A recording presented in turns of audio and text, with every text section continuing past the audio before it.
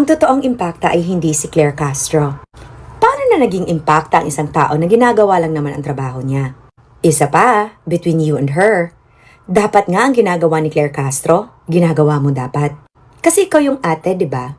Ang totoong impacta ay ang ate na insecure sa kapatid niya. Ang ate na hindi matanggap-tanggap na ang kapatid niya ay presidente at dapat rumispeto siya sa administrasyon nito.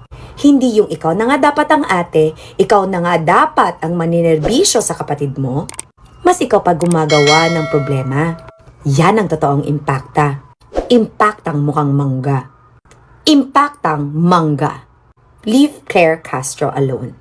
Kasi kung impacta siya, mas ka. Mas ka at kaibigan mong mas impacta. Pero walang opinyon sa Pax Silica. Tapos gusto nyo, siya president, tas ikaw yung vice?